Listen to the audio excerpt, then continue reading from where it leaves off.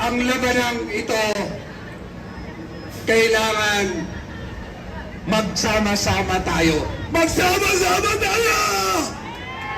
Magsama-sama tayo!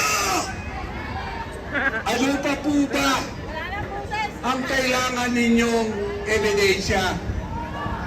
Ano pa po bang sakripisyong dapat naming gawin para magising kayo?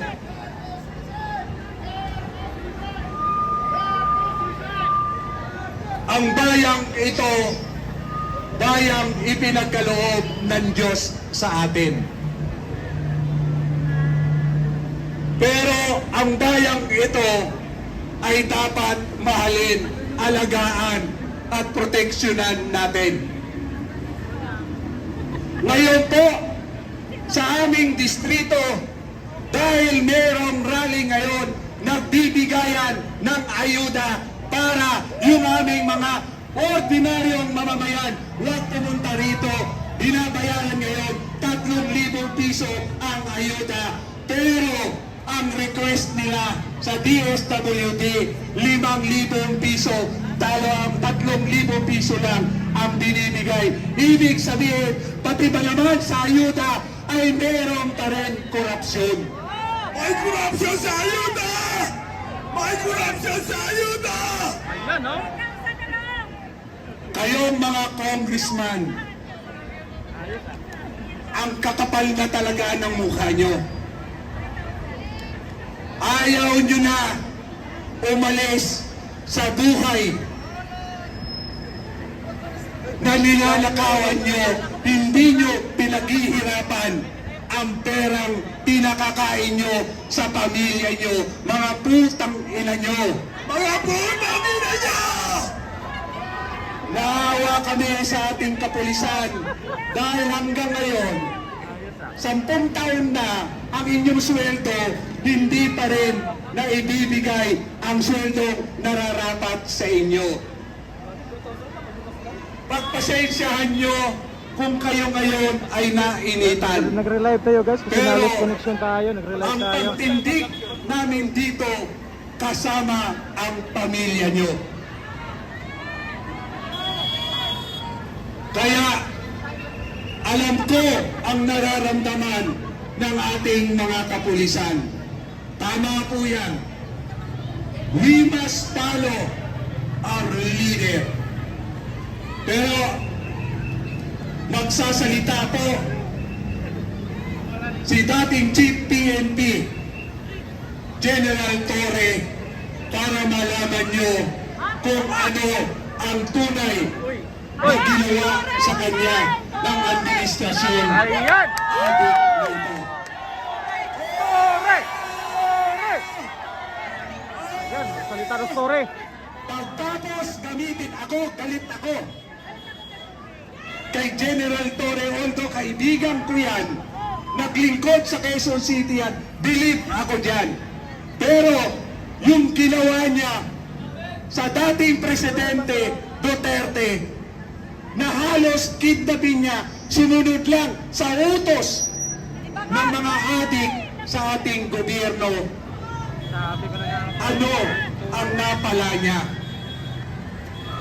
Siya ang pinakasortis, pinakamaikli ang panunungkulan bilang Chief PNP. Alam niyo ba kung ano ang tunay na dahilan? Ano? Yung 8 billion firearms deal na pinapipirmahan sa kanya.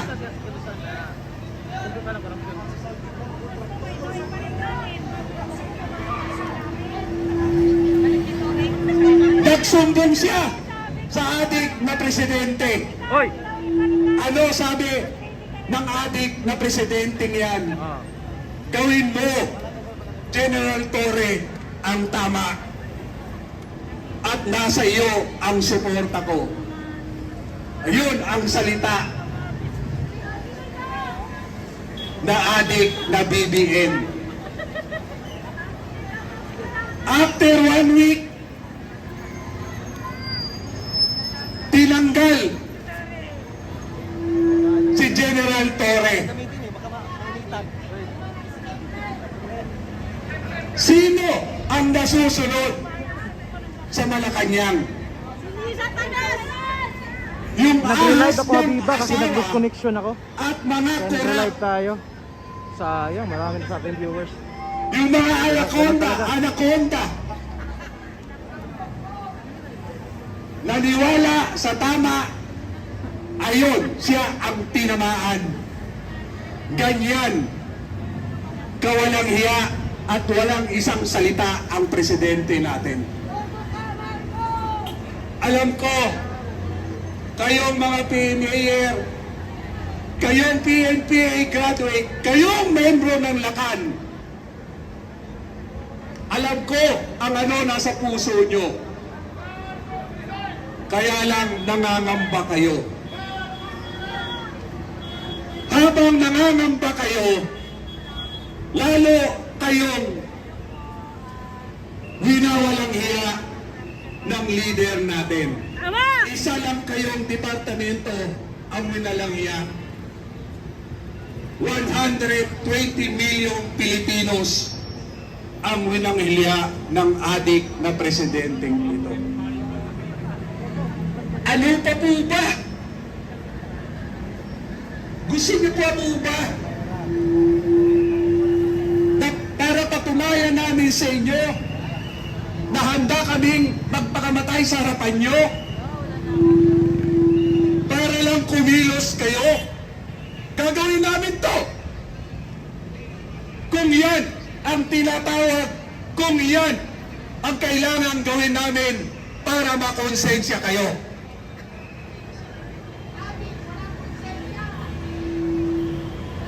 Pre! Baba konti, pre! Maraming uri na demonyo sa bayang ito. May demonyong kagalang-galang. May demonyong nagtatago sa simbahan. Maraming demonyo na nagtayo ng mga party list nila para makinabang din sa pera ng taong bayan. Iiwanan ko po sa inyo ang isang katanungan. Kayo po ba ay Pilipino? Opo! Kayo po ba ay Pilipino? Opo! Sumagot po kayo rito sa harapan. Kayo po ba We're back ay mga kapatid, Pilipino? we're back. Nag-relive lang tayo kasi nag-lose connection tayo kanina. Kaya pasensya na. Nag-lose connection tayo. Maraming Nag-relive tayo. salamat po sa inyo. Sana magsama-sama tayo para sa bayang ito. Mahal ko ang bayang ko. Mahal ko ang kababayan kong biktima ng korupsyon. Ipaglaban! Maraming salamat kay City Councilor Rani Ludupica. Pakinggan natin ang boses ng kababaihan, Muslim Women for Peace and Solidarity, si Ma'am Zaira. Dito na, para makita nila ang pwersa ng kababaihang Muslim na nakikibaka sa lansangan. Pastor Pakinggan natin ang pahayag ng Muslim Women for Solidarity and Peace. Assalamualaikum warahmatullahi ta'ala wabarakatuhu. Magandang araw po sa atin lahat. Gusto ko pong malaman ng taong bayan at lalong-lalo na sa kaharap ko na tinatawag na EDSA Shrine Chapel. Ako po ay Muslim, pero ako po ay nag-aral dahil pinili ko ang sinasabing eskwelahan na Catholic School. Dahil sa akala ko po, ang mga Catholic School ay siya ay nagbibigay ng maayos na pakikisama o dalamhati sa mga kapwa Pilipino, mapa-Muslim ka man, mapa-Kristiyano ka man. Pero dahil sa aking nakikita, mukhang nagkamali po yata ako. Dahil nakikita ko na sa harap ko na ang pinili kong eskwelahan na Catholic ay mukhang mali po ang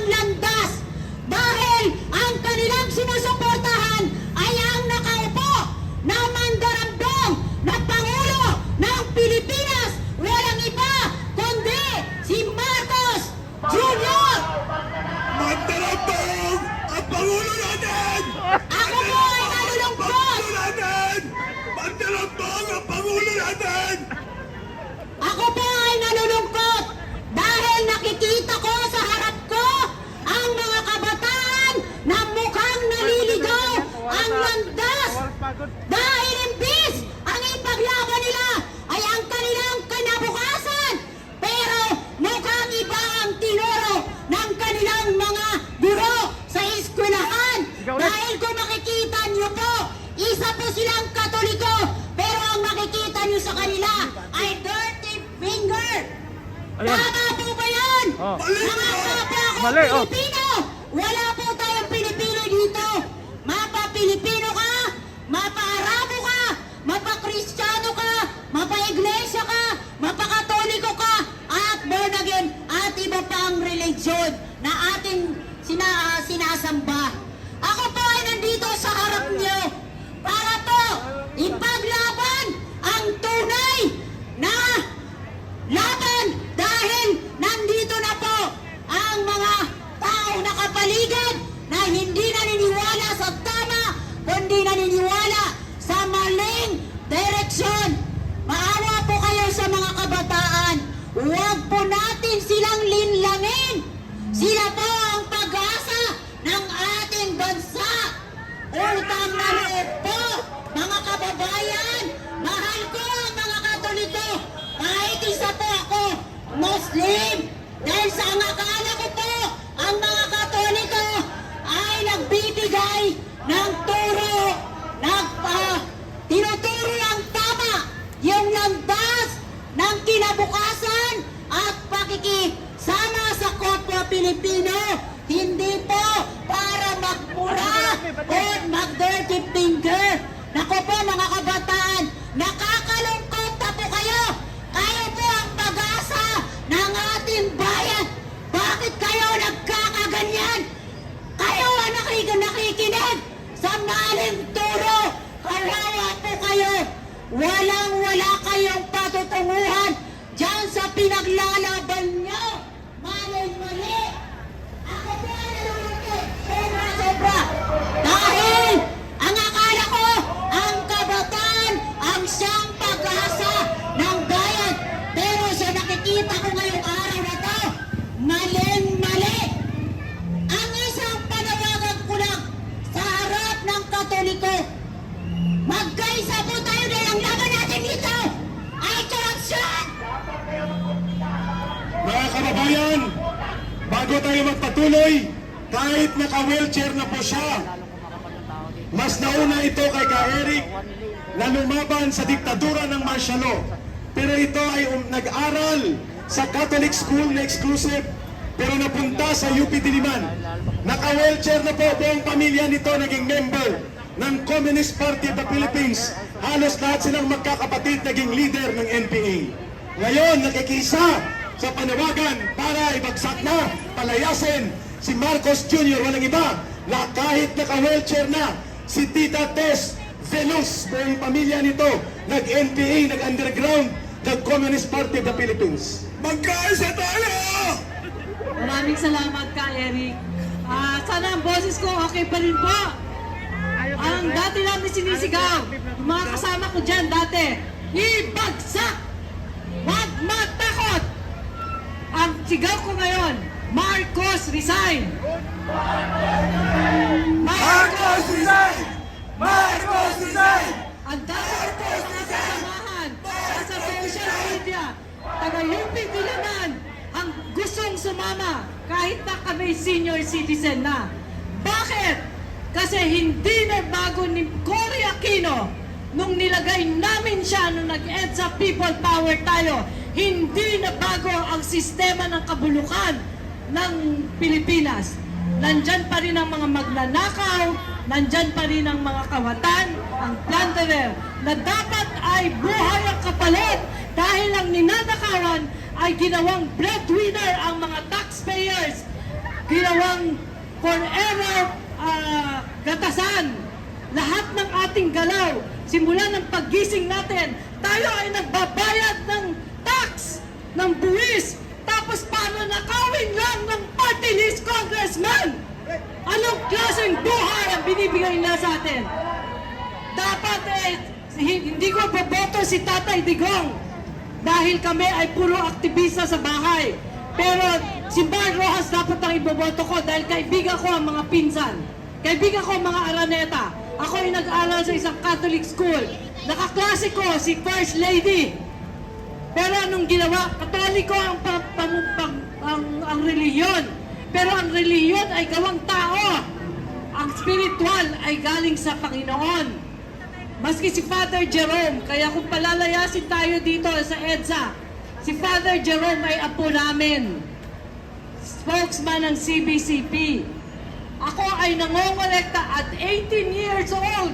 Nangongolekta ako ng kontribusyon para kay Cory Aquino sa mga senador na makakaliwa. Pati kay Joma.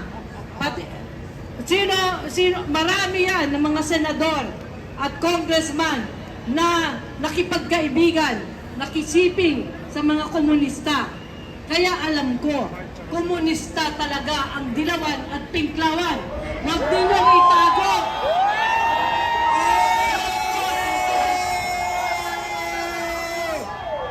Bakit kayo nagkakampihan?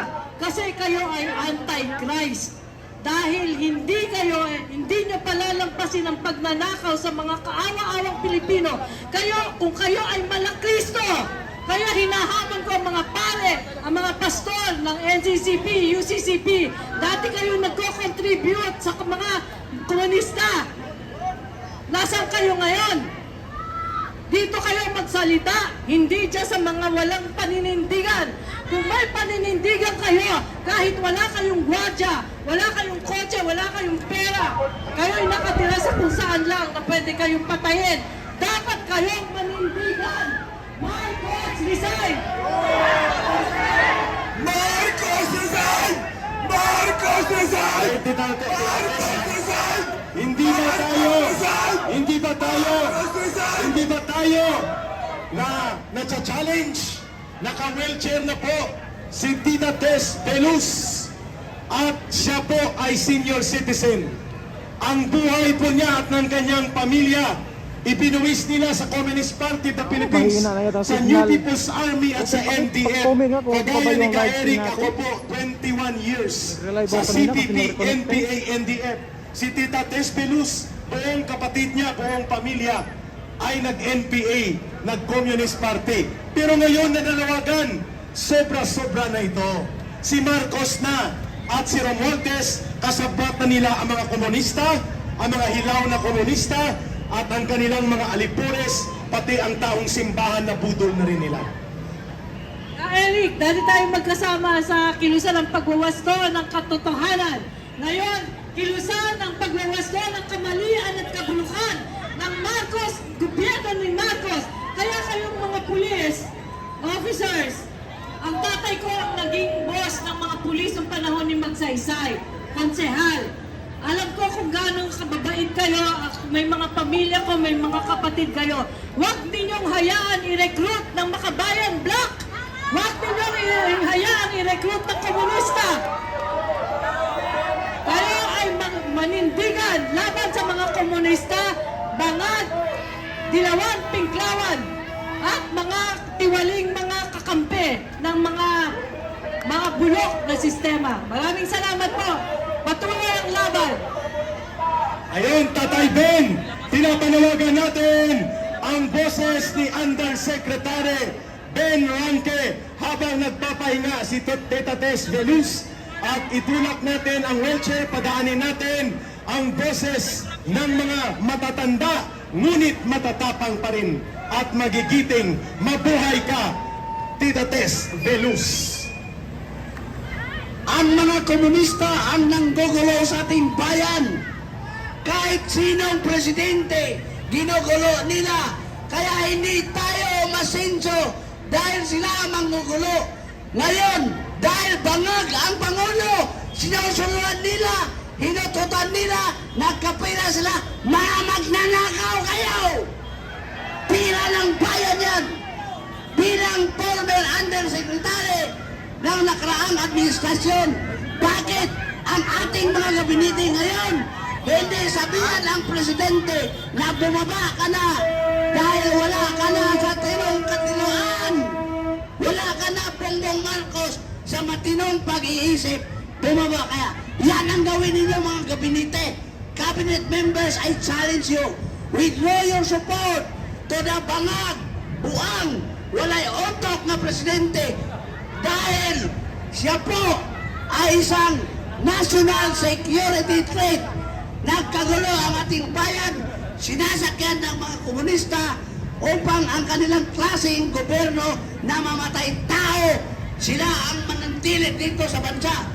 This is the only president who allowed the communists to be with Malacanang, to be in Congress, to be in the executive department. Pinasok at inalaw ni Bangag Bongbong Marcos ang mga komunistang manggugulo sa atin dito sa bansa natin. Kahit sino pa ang mga presidente sa ating bansa, ginugulo tayo ng mga komunista na yan. We have to end this madness. We have to end this insanity of the president. Let us call for Bangag Bongbong Marcos to step down and let somebody who will be that somebody is to lead this country so that we will be redeemed by the administration Bangag Bongbong Marcos na magnanakaw. Lahat na mga kasapi niya magnanakaw. Nawala ang live ko yun eh, nawala. Ganyan Happy ba? sila Nawala. kamasama. My God, wala. We are sad that our brothers and sisters in the Catholic Church have been corrupted by the communists of the Philippines. Kinurap sila ng mga akbayan, kinurap sila ng mga makabayan upang pagsabihan ang mga Katoliko na kuno, they have to condemn. Sabi nila sa kanilang mga sinasabi nila, i-condemn na nila ang corruption. Tama ka, palayasin na natin sila. Sabi nila, yung tinuro na Katoliko, i-condemn natin ang corruption. Pero anong gagawin sa mga magnanakaw? Anong gagawin sa mga korap? Wala kayong sinasabi. Gusto na ninyo kundinahin ang mga magnanakaw, ngunit hindi ninyo parusahan. Is that justice to you? Justice ba yan hiningin ninyo? Nga nagmamarcha kayo, pinupuno ninyo ang People Power Monument, ha? Pero ang sabi ninyo, kondinasyon lang. Not just condemnation. Let justice win. Kung sino yung sinasabi ninyong kurap, dahil hindi naman ninyo sinasabi na si Marcos, kung sino ang sinasabihan ninyong kurap, palayasin nyo. Walang silbi yung papapainit-init ninyo dyan. Kung hindi ninyo sasabihin, Wala Marcos, signal, my alis God. dyan. Wala kayong karapatan. Wala kayong karapatan magmarcha at kundinahon. Si Marcos, kung hindi ninyo palayasin, nagsasayang lang kayo ng inyong mga resources, nagsasayang ng energy, nagsasayang ng inyong mga kabataan, bitbit po niyan. Pero mali ang inyong mga pandiwala. You are guided. Ha? Maitim na budi ang nag-guide sa inyo para kayo kuno. You have condemning. I-condemn daw ninyo. Sabi ng mga pare, i-condemn ang magnanakaw. Pero hindi kayo nagpaparusa sa mga magnanakaw. Is that the way the Filipinos ituro niya sa kanila? Nga condemn lang ang mga magnanakaw pero hindi natin pasursahan? Ano ang klase kayong mga tao? Bangag na ba din kayo? Ha? Na bangag na ba kayo? Bakit hindi ninyo isigaw, Marcos alis dyan, Marcos resign? Makipakiusap kami sa pulis. Nakikiusap ako si Ka Eric po ito. Pag tinatapunan nyo ang aming placards, sabang yung sa kabila, nakalantad ang placards, hindi naman pwede po yan. Hindi na nakikita ang placards namin, no? So, baka pwede tayo mag-negotiate. Wala na placards, oh.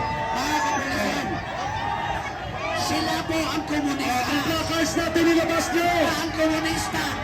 Ang Marcos resign, nilabas nyo! Ilabas ang Marcos resign. Bakit tayo tinatabunan ng Marcos resign? Ilabas nyo po ang Marcos Ang resign! komunista. Itaas po ninyo! Hindi natin hulihin. Hindi natin kailangan ng mga polis! Ano na bang nangyari sa Hayaan nyo lang kami, sila na ho, nagrarally din. Yan Ano ang kaibahan nila sa amin? Sila ang dapat alasin. Ilabas ang Marcos resign! Mga kababayan, huwag kayong magtago! Ilabas ang Marcos resign. Ang pinakasentro nito ay si Marcos. Bakit tayo mag-aalangan? Ilabas nyo ang Marcos resign. Huwag tayong lumarang sa lansangan, pero huwag namang harangan ang ating mga placards. Okay? Ilabas nyo po ang mga placards nyo. Kami nakikiusap po sa Tatarani. Go ahead. Marcos resign!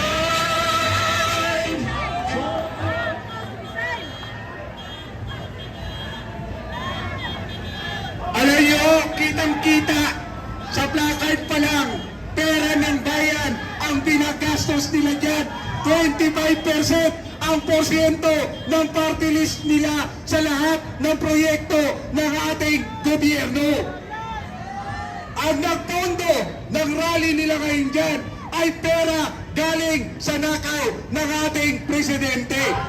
Ang sino ng kumakampi, nagtatago sa magnanakaw ay magnanakaw na rin.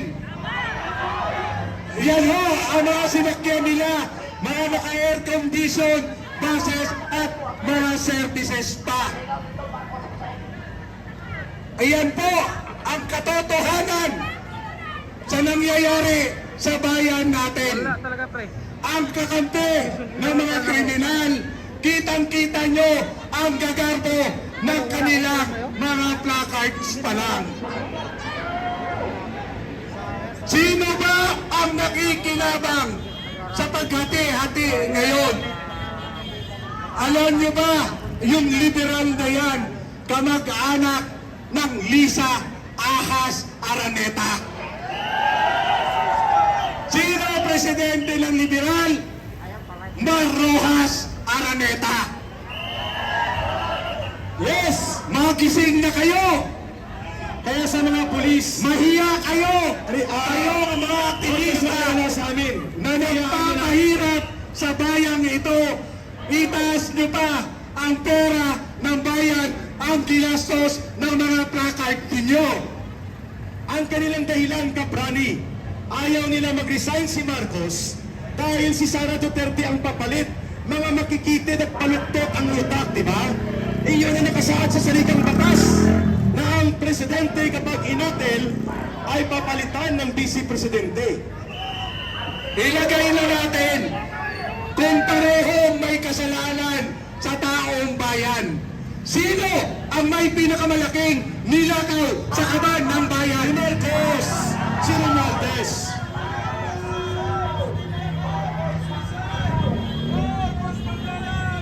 Hindi ibig sabihin na ikaw ay nakakangat sa edukasyon. Hindi ibig sabihin ikaw ay nakakangat sa hanap buhay o sa kinatatayuan o kinatitindigan ng buhay natin ay disente at marangal kayo. Tama! Karamihan na magnanakaw, yung pinakamagnanakaw, saan nakatira? Si Saltico nakatira sa Valle Verde 6. Correct? Yung mga congressman, saan nakatira? Exclusive subdivision. Tama.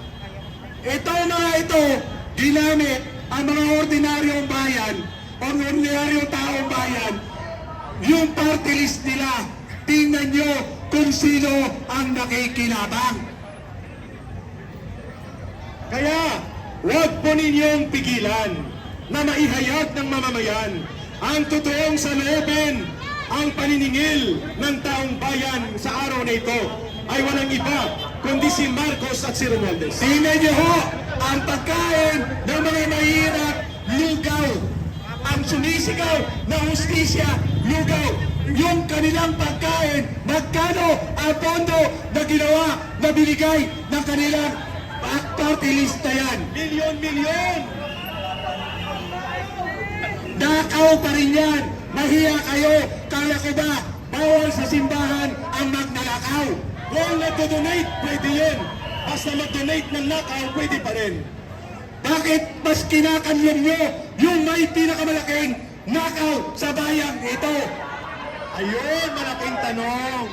Bakit ayaw nyo singilin si Marcos at si Romualdez? Bakit ayaw niyong papanagutin ang punong kriminal at punong salarin sa punot dulo ng pandarambong? Bakit tahimik kayo? Galit kayo kay Presidente Duterte dahil minumura kayo para magising kayo. Ngayon, dahil galit kayo, kahit mas demonyo pa sa pinaka-demonyo, si Marcos, kinakampihan nyo, pinoproteksyonan nyo, nasaan ang moral, spiritual obligation ninyo sa tao, mga pari kayo. Mga ipokrito, yun po ang tinatawag na ipokrito. Ayaw nyo sa kunwari pumapatay ng mga kriminal, turugista at mga sindikato at kurap. Kaya ayaw nyo kay Duterte. Pero gusto nyo ang magnanakaw na nag-aari para lamang dambungin at bulabugin ang pundo ng bayan. Pinapalakpakan nyo si Marcos at si Romualdez. Ano ang ginagawa nyo? Yung pinapatay ng mga adik, ng mga ordinaryong membro ng pamilya, pinagtatanggol pa ninyo. Galit kayo dahil tinatamaan kayo.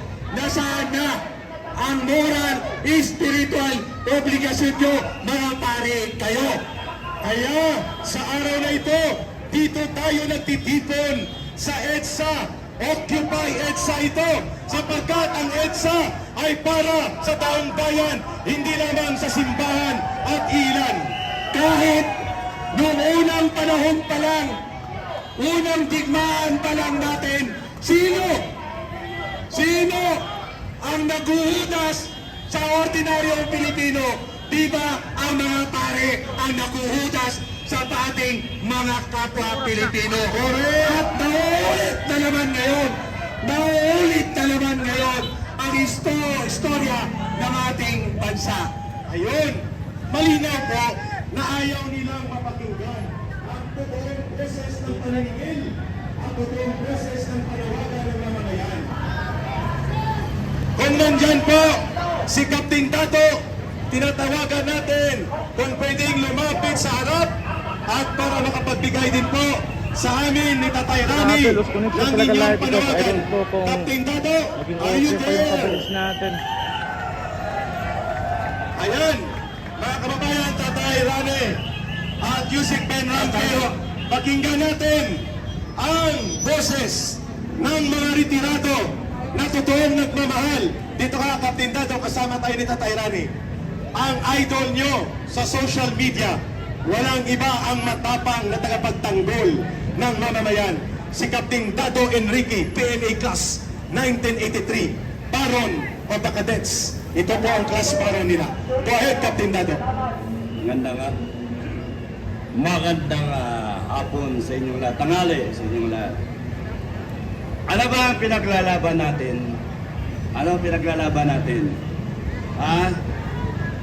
May problema tayo kasi ang mga Pilipino, hati-hati tayo eh. Hati-hati tayo. Merong kumakampi doon sa kabila, may kumakampi dito, pero tignan ninyo, tapos merong pulis dito sa kabila. Trabaho lang nila yan. May pulis dito sa kabila. Iniiwasan nila magkaano eh. May masagasaan.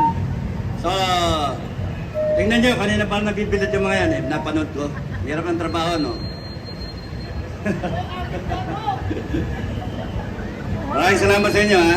Maraming salamat. Trabaho lang. Pero, lahat tayo Pilipino. Pilipino tayong lahat. Yung mga Pilipino na kinokonsinte, yung ginagawa na mali ng gobyerno nato, hindi na tama. Maling mga Pilipino na yon. Mga walang kwentang Pilipino yon. Tama! Hindi tama! Yung nakawan tayo ng milyon, bilyon, trilyon. Hindi tama yon. Kung kayo, nakawang kayo ng kamag-anak ninyo, ng anak mo, papaluin mo. Nakawang mo, papagalitan mo. Kasambahay, nakawang ka. Tatanggalin mo. Tama. Yung natatandaan niyo yung nagnakaw ng mangga. Oo, nakulong. Yung matanda, 40 mangga, nakulong. Ito, bilyon-bilyon. May makakulong ba? Wala. Meron! Pakukulong natin! Si Marcos, si Romualdez, at si Saldico, at mga lipores nila. Kung si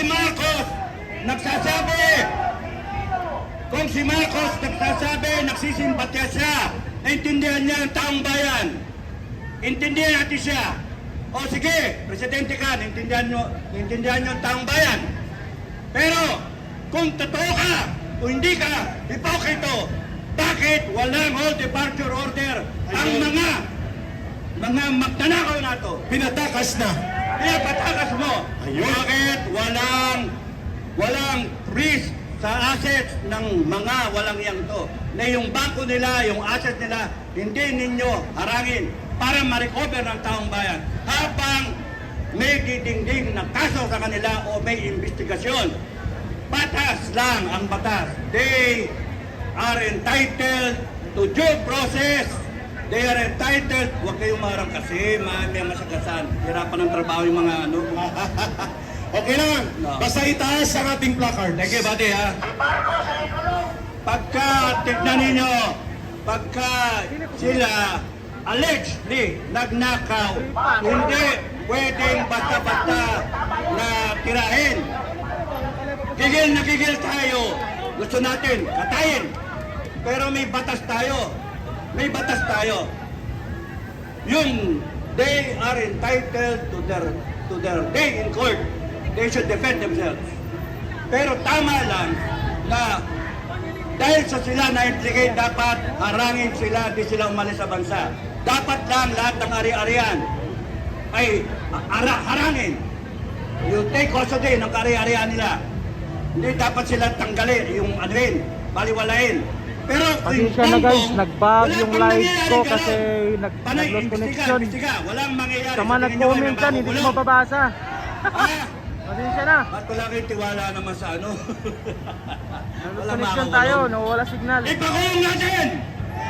Kung Marcos resign!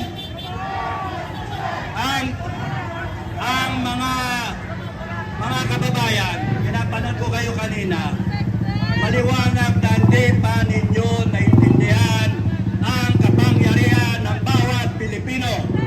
Hindi nyo pa naintindihan. All government authority emanates from the people.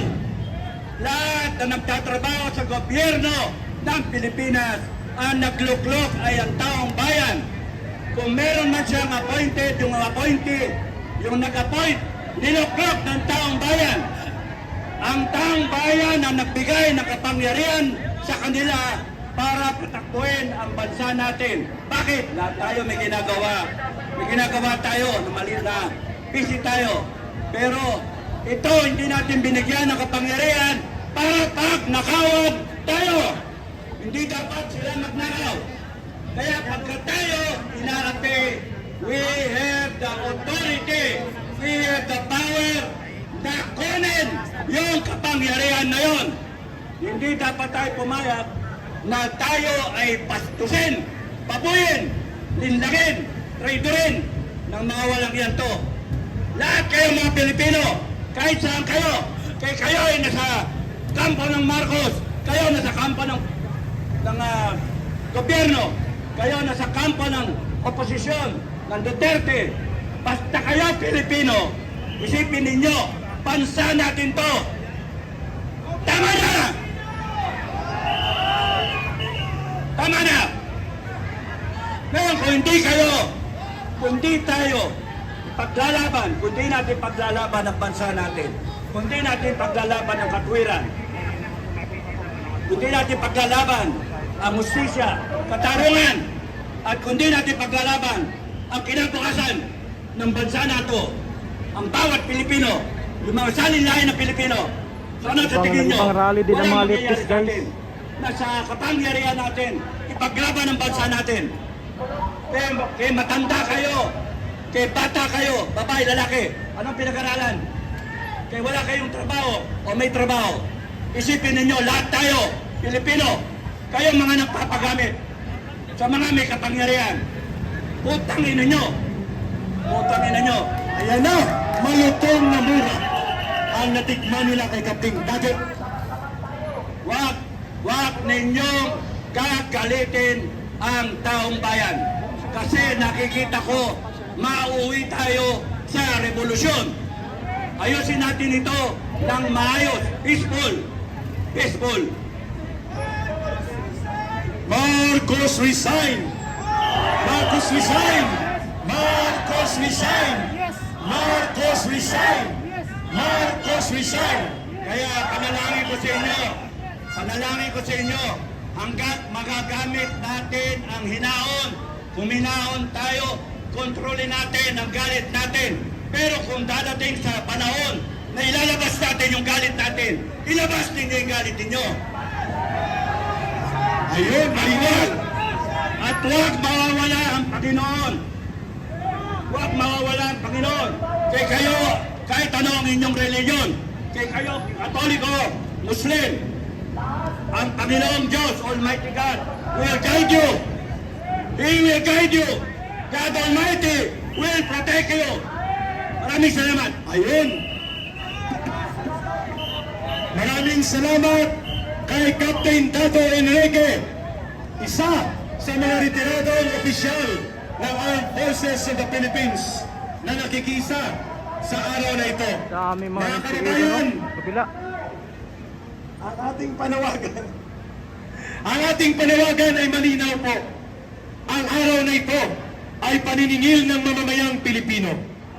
Araw ito ng pagtumbok kung sino ang punong salaring kriminal na dapat may pananagutan sa panunumbalik ng pandarambong at korupsyon sa gobyerno. Walang iba matatapos ang mga rally na ito at magkakaroon ng panimulang pagbabago kung mapapalayas na ang kriminal sa Malacanang sa katauhan ni Marcos Jr. at ni Romualdez. Yan ang dapat gawin ng taong bayan. At dahil dyan, pakinggan po natin habang nagtitipon-tipon tayo dito ang isa sa boses ng makaranas ng people power. Halika dito, tatay, at iwanan ko muna ang iyong vlog at sabihan mo mga audience mo, magbabalik ka lang dahil magsasalita ka sa EDSA. Dali na, dali.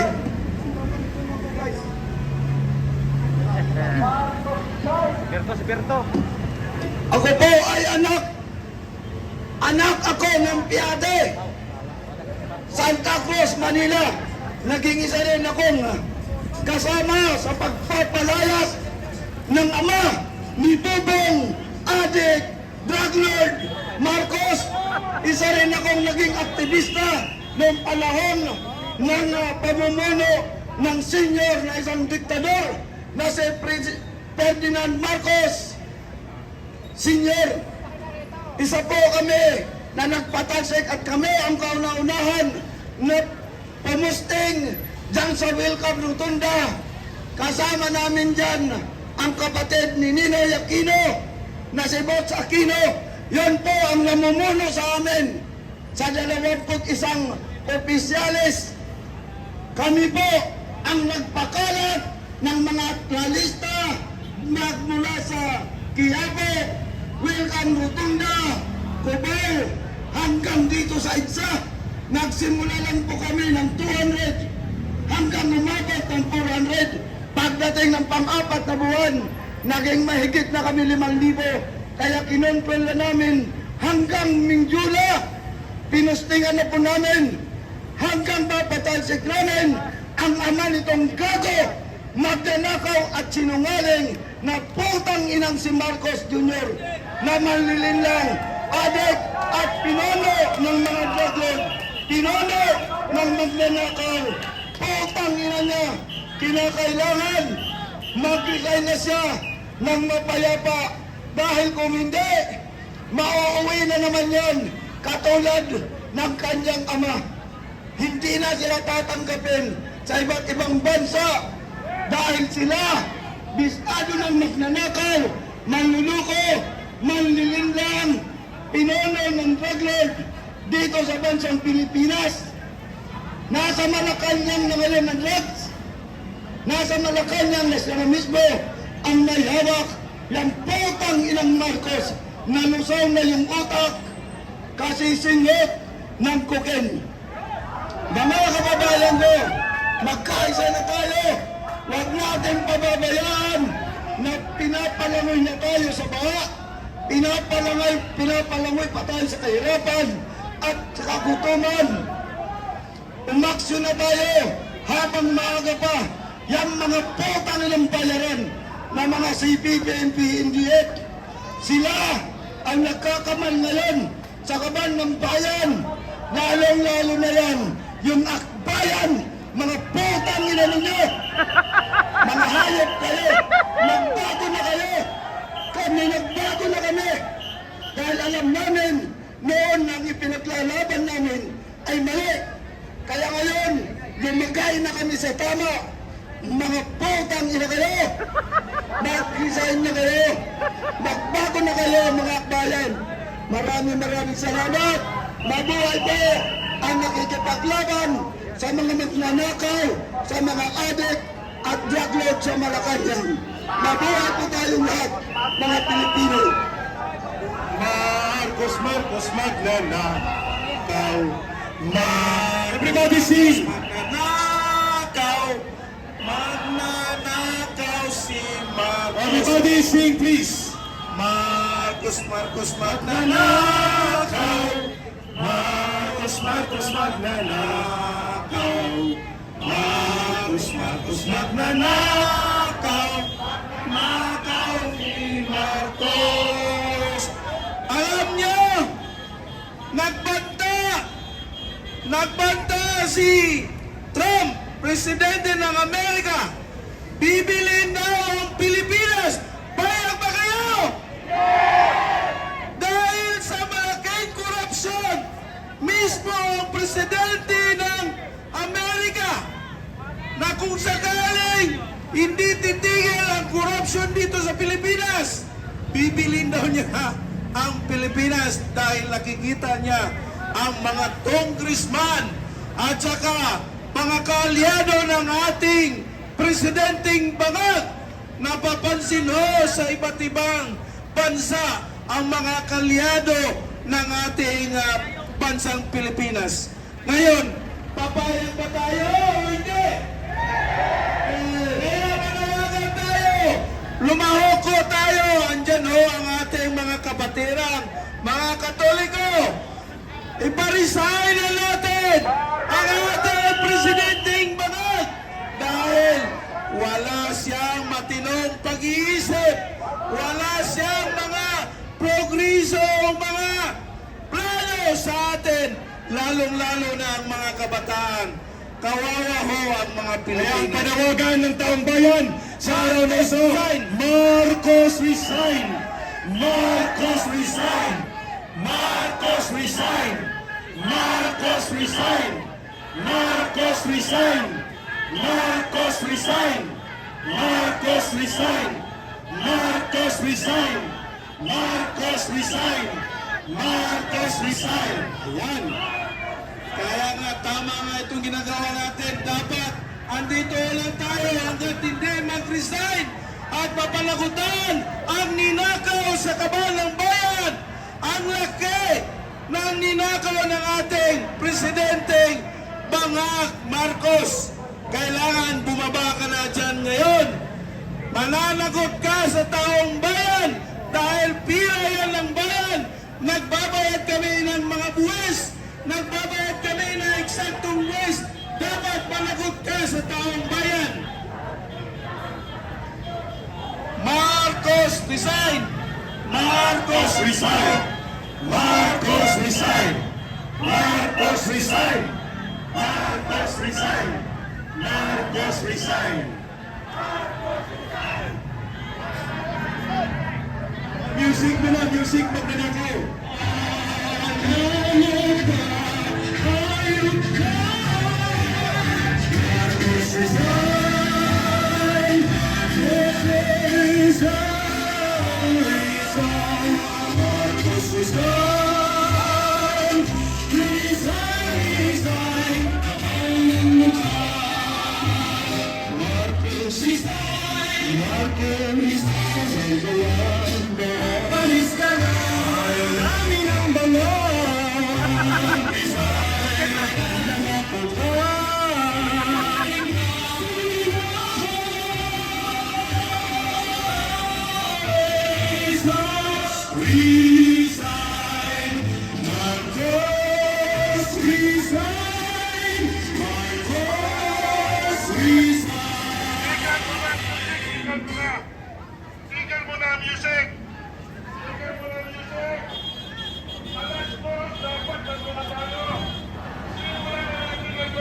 Dito ang aming programa, hindi doon. Dito ang programa. Walang alis, dito ang programa. Walang alis, dito ang programa. Walang alis, dito ang programa. Walang alis, dito tayo. Magpo-programa tayo dito. Umanaya ang programa mo. Programa namin nito. Umalis ka dyan. Programa namin ito. Dito tayo nagprograma.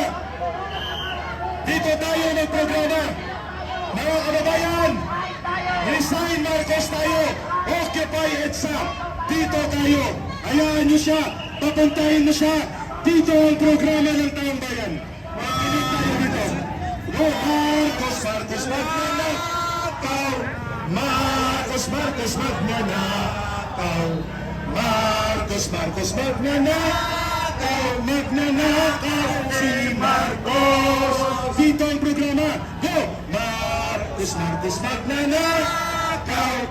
Marcos, Marcos, magnanakaw. Marcos, Marcos, magnanakaw. Magnanakaw si Marcos. Ang tao, ang bayan, ngayon ay lumalaban. Ang tao, ang bayan, ngayon ay lumalaban. Ang tao, ang bayan, ngayon ay lumalaban. Ang tao, ang bayan, ngayon ay lumalaban. Marcos resign. Marcos resign. Marcos resign. Dito na ang programa. Occupy EDSA. Huwag na kayo magpauto doon. Dito ang programang panawagan na palayasin na si Marcos. Okay? File. Marcos magnanakaw. Marcos magnanakaw.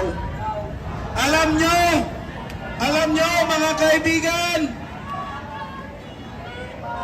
dahil sa banta ng Amerika, marami pong naapektuhan mga empleyado, marami pong naghihinayang sa mga empleyado ng gobyerno dahil hindi na ho maganda ang takbo ng ating gobyerno.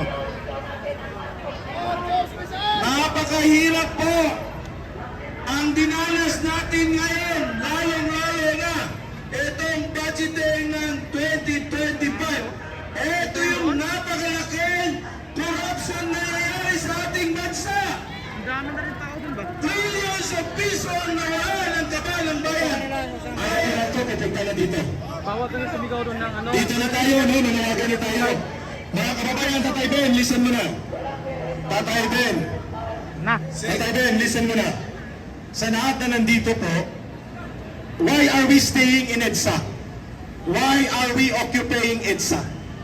Sapagkat ang EDSA ay simbolo ng pagkakaisa at pagtindig ng mamamayan. At hindi natin papayagan na ang history ay gagamitin para pagtakpan ang anak ng diktador at magnanakaw. Ang EDSA ay para magpapalayas sa mga animal, sa mga demonyo, at sa mga nagtataksil sa bayan. Si Marcos ay taksil sa bayan, magnanakaw, sindikato, at punong kriminal. Bakit tayo hindi magsasalita ng ganyan? Kung sila ay alis, paalisin natin sila. Pero ang EDSA will belong to the Filipino people. Tama? Yes! Occupy EDSA. EDSA belongs to the people. Hindi ito pagmamayari ng simbahan katolika. Hindi ito pagmamayari ng isang sekta o ng isang grupo. Ang EDSA ay pagmamayari ng mamamayang Pilipino. At ang ating pagtitipon sa EDSA, malinaw ang layunin. Singilin, palayasin, papanagutin si Marcos. Kasama si Romualdez. Ang sa kanila, pagtakpan, isalba, at ilihis si Marcos. Eh bakit tayo sasama doon? Dito na kayo, magpaiwan kayo. May mukha pa si Tatang, no, nag-akyat pa sa entablado natin at kinuha pang megapon. Sabi niya, punta na tayo sa EDSA, sa People Power Monument. Ang sabi natin sa kanya, manatili tayo dito. We will occupy EDSA because EDSA belongs to the people. And we will make another history.